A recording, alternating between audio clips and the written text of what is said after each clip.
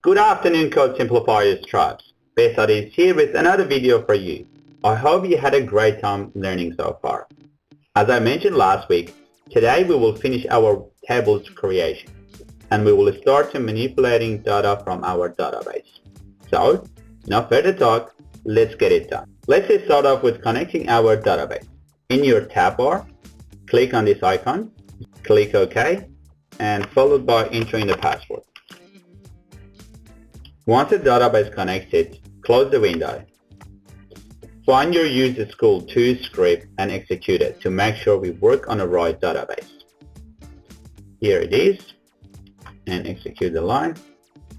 Now school 2 database is in use. The table we will create today, it is a little bit tricky. We need to make sure the details are entered correctly and we do not have any typo. I already created the table. You can pause the video and create your tables according to mine. Once we finished our work, I'll explain the code, so don't worry if it looks a bit complicated. I assume you finished your table. If did so, let's insert details of 5 students into the new table. Pause the video, create these 3 tables, and move on to the next part once you finish these.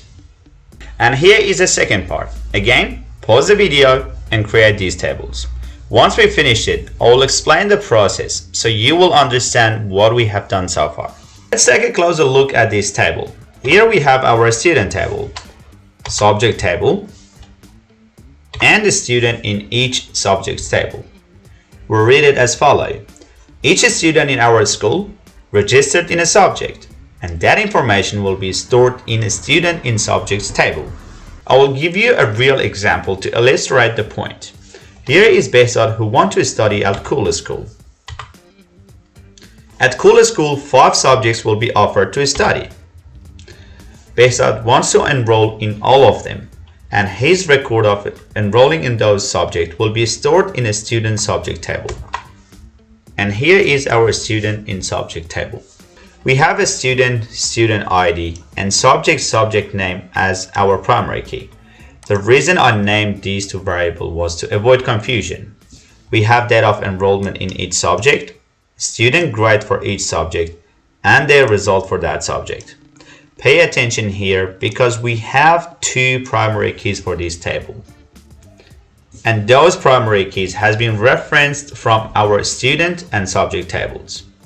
I will explain the insert section as well so you will understand the concept more clearly.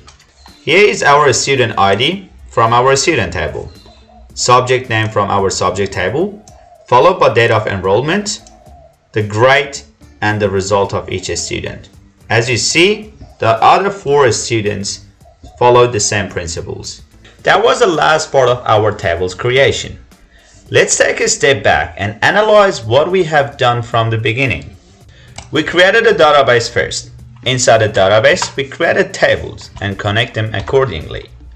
And inside each table, we created cells, named them to store information accurately. That means whenever someone enters information into our database, we can retrieve them to analyze or modify them for a variety of purposes. That wraps up today's video. Next week, we will work on data manipulation and modifying our data in each table.